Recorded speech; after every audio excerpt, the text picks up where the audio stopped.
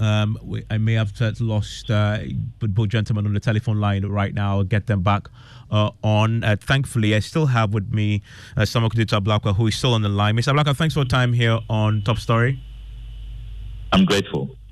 And we just heard from the Assemblies of God, the Ghana, and they making the point about the national declaring a state of emergency there. From what I understand, the Christian Council is also on the ground and also assisting in your particular community, Mipe. Yes, and good evening to everybody. Let me express our heartfelt appreciation to the Assemblies of God Church for the solidarity. I listened to the extract you played, and I am on all fours with the entire submission. The declaration of a state of emergency will really help. I can confirm to you, Evans, that there are a number of international partners of ours who are waiting for this declaration, and they will move in with a lot of support. If government does not declare that state of emergency, matters are not, taken as serious as they should. And really, if you come to the ground, this is a humanitarian crisis. As I speak to you, more communities have been affected. Our camps have increased to 20, and you do know that we are the worst hit. Over 10,000 people here in Northdown alone have been displaced.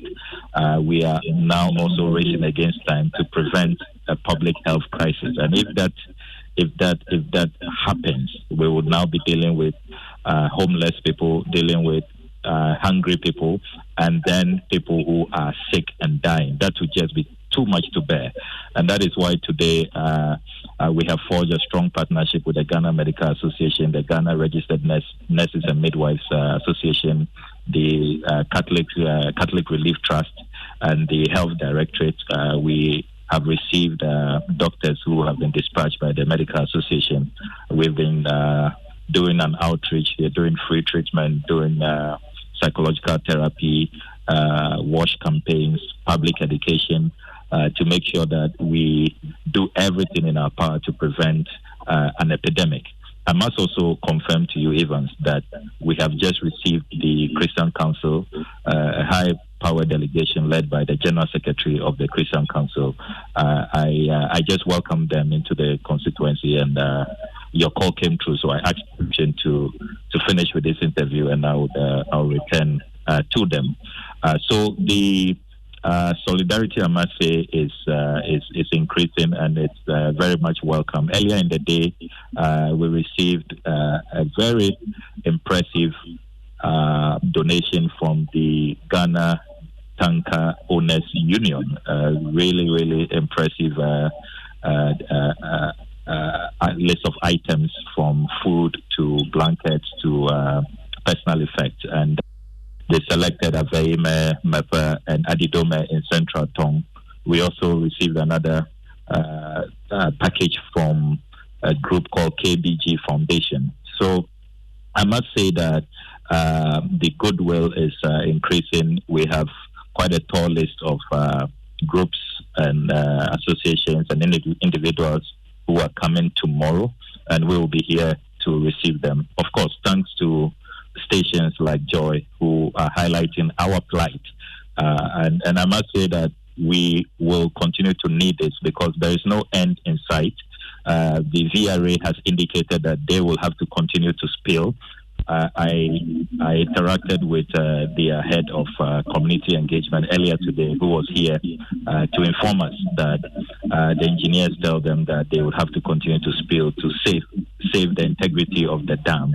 So that means that we are in for a long haul. The rains, as you do know, continue to pour, and so that means that the water levels are not going to be receding anytime soon. So God be with us.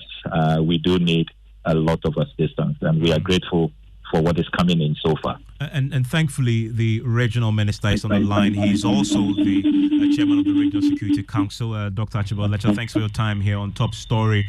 The calls for the declaration of a state of emergency, will that be done? Is this something that you are considering? Oh, thank you. Thank you, Evans. I think that There's a meeting ongoing, and every suggestion is welcome. So this is a meeting of the Regional Security Council? The meeting of the Interministerial Committee set up by the President to support us address the issue. And this is happening in Accra or right? It's happening in Accra right now.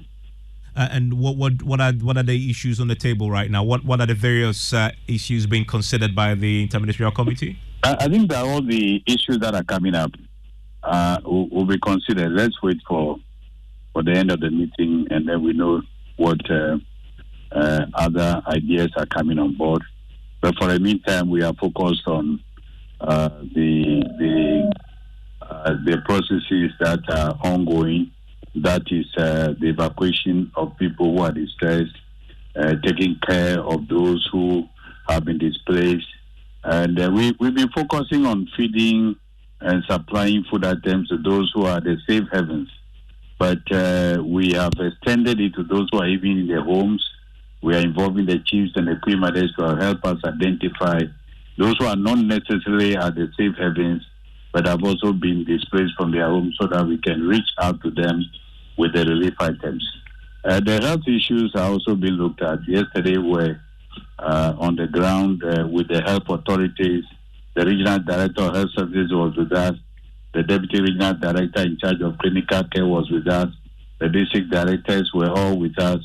And we visited, when the president came, we even visited the mobile clinic that has been established at the St. Kizito School, which is one of the safe havens in North Town. And the nurses were there, doctors were there, and some of whom have also been displaced by the flood waters, but they are still rendering service to the people. I remember yesterday I saw a child who was vomiting. The child was sent there and was taken care of. So we are also educating the public against consuming surface water, which is obviously contaminated because many of the pit latrines have been flooded. So it's our responsibility to provide potable water, to provide safe drinking water for all the people who are affected, so that they are not tempted to drink contaminated water. Apart from that, also the security services are with us. The Ghana Navy is there, Air Force, Marine Police, and we are even we put security men at all the safe havens to protect the displaced people. So whatever we can do to make their lives as comfortable as possible, because these are very trying times. We appreciate that these are very hard times, especially when the levels of the water is not receding at the moment, because the spillage is ongoing and the rains are still falling. And you need all the help you can get. And there's a view that if you get a state of emergency formally declared, then all the resources will be made available to you, because it triggers a cascade of other. I believe that Evans. I believe sincerely that every genuine effort is being made. We appreciate the genuine concern, and I just and want I think to that ask you, every suggestion is welcome. We'll be taken on board. I just want to ask you, because you chair the Regional Security Council, you will definitely be consulted in this process. Do you want a state of emergency declared? Is this something that you'll recommend for your colleagues who are currently meeting? Yeah, we would obviously consider every suggestion that is coming on board. We have we will convene a regional public health emergency committee meeting, and then the regional security council meeting, and we make the appropriate recommendations as we deem fit to His Excellency the President. Samuel Kudita Blakwa, yesterday the President visited, but also on that same day we heard from NADMO that talked about some 26,000 people that they know have been affected. They only can resettle 6,000, which means 20,000 of them are having to stay with friends and just have been left at the vagaries of the weather, the mercy of the vagaries of the weather. Tell me, since the President visited and left, have you seen an improvement in the resources that the state is now being put at your disposal? Yes, we are seeing increase. Sorry, in Dr. Hello. Sorry, I was actually putting that question to someone. Could you Ablakwa if he's still with me, Mr. Ablakwa? Yes, I'm here. Yes, I was asking if you've seen an improvement. let my senior brother conclude. It's fine. I mean, we are in this together. So please let the regional minister conclude. Mr. Lecter, please. Yes, we are still receiving. Thank you, Honorable. We are still receiving relief items, and we are making sure that they are distributed to all the affected communities.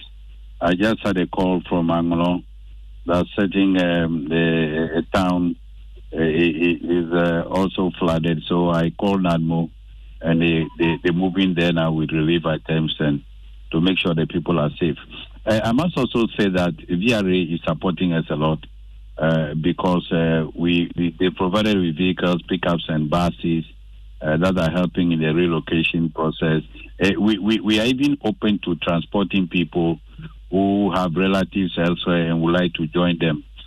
For example, if there are some of the families who have people in Sege or Sogakope or Akachi, they want to move there or go or Tema or Accra, VRA has provided us with buses and pickups to be able to do that. So I think that with the news we hear this evening, that the religious bodies are also coming with their support is all welcome. And it must be all hands on deck because this is a collective responsibility. We must all put our hands on deck to make sure that our people who are distressed have their situation improved. Mr. Ablakwa. Yes, I can confirm all the things the regional minister has said. I met the VRA team earlier today, except to submit strongly that the relief items are coming in too slow on the part of NADMO and VRA. We were promised a number of tents. They haven't met that target yet. So people are still congested. They are crammed in classrooms, and we have to do something about that. Dr. Lecha is a very renowned public health person, a medical doctor par excellence. So he knows that the conditions are not helpful. They are not conducive at all. So we need more tents. We also will need more supplies from NADMO. NADMO appears overwhelmed. So it's good to hear that they are in a meeting of the interministerial committee. We would want to see them expedite action and bring in the much needed support. I think that the response rate has been too slow. I mean, the regional minister will have to admit. I don't know what the bottlenecks are, whether it's funding, but we really should be doing better than we are doing now. We need more tents. We need more food items. If it hasn't been some of the donations coming in from private actors, we really will have been caught flat-footed. We'll have been stranded.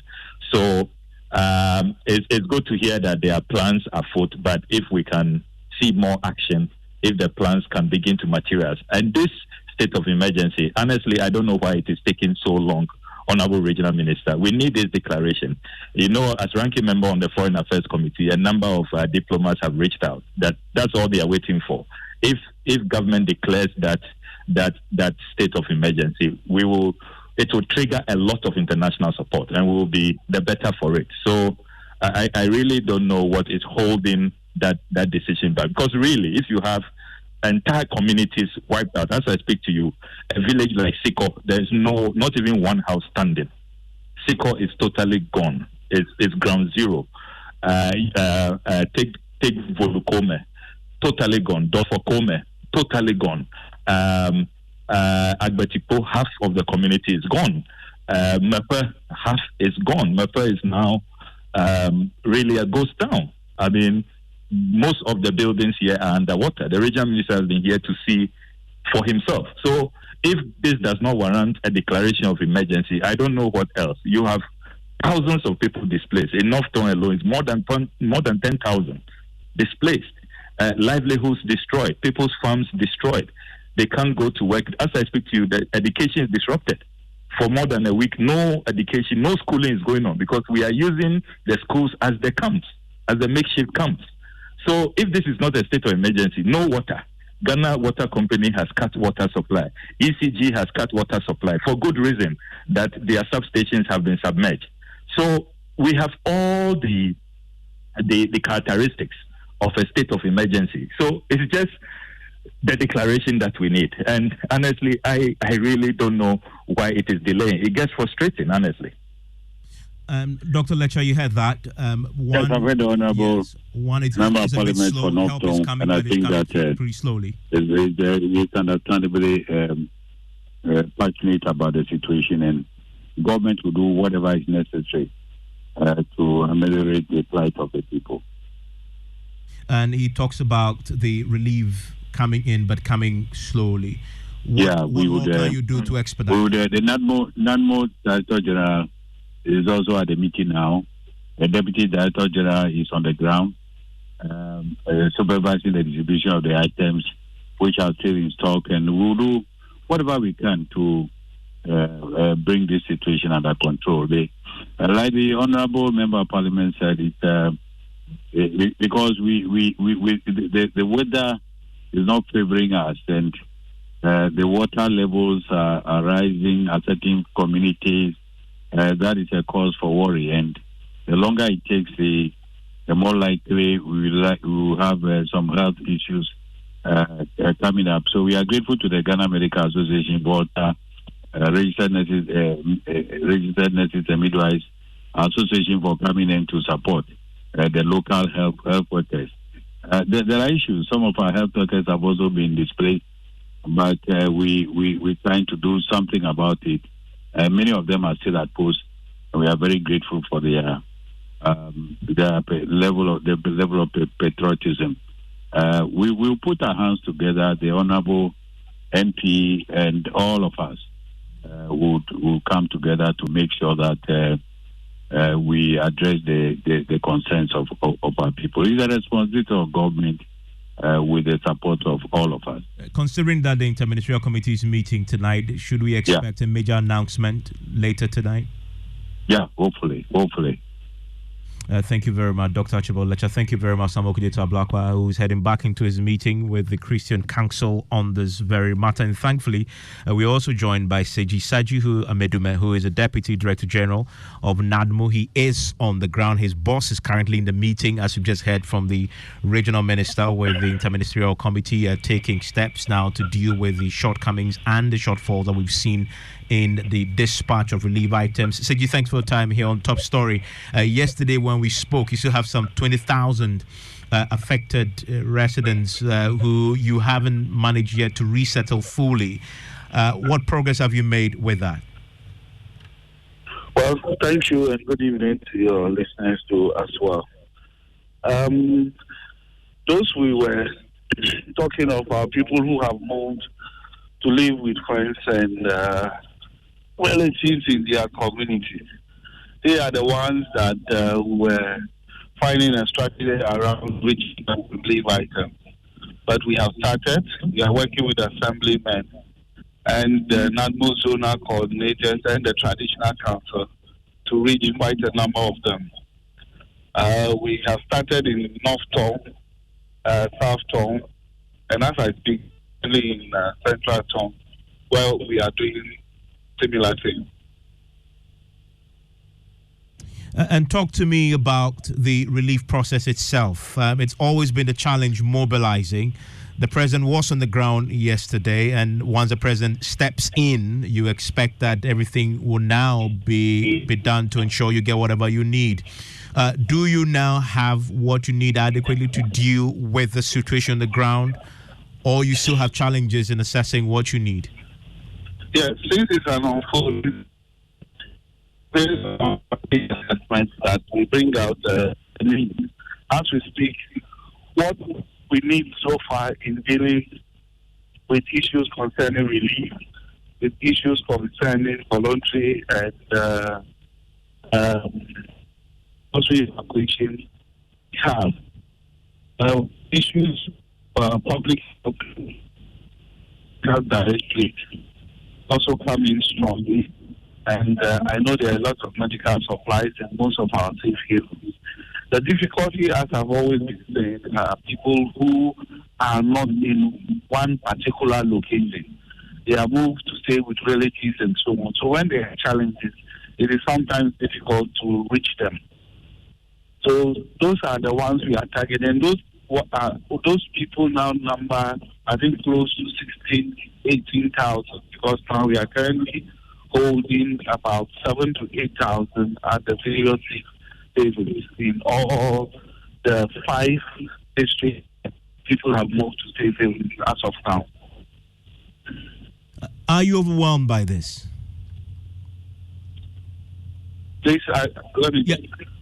And I know that the network is a bit of a challenge considering what is happening there. Just getting a sense of how overwhelming this has been for NADMO, because we're also learning that whilst you deal with the issues that have been triggered by the spillage up north and along the Volta, we are getting reports of flooding there too, which is stretching NADMO pretty thinly.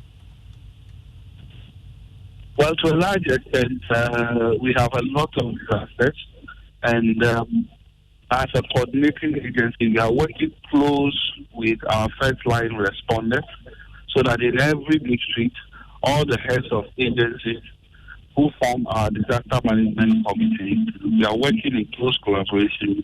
But it's quite a challenging situation because it's an unfolding one, and we are not seeing it like immediately. That's more challenging.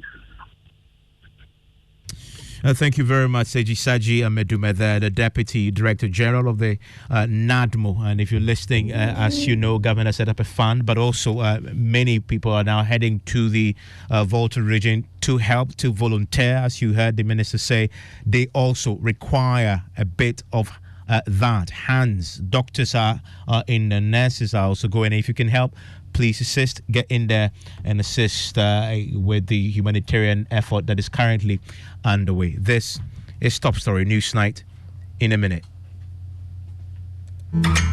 It's 6 o'clock.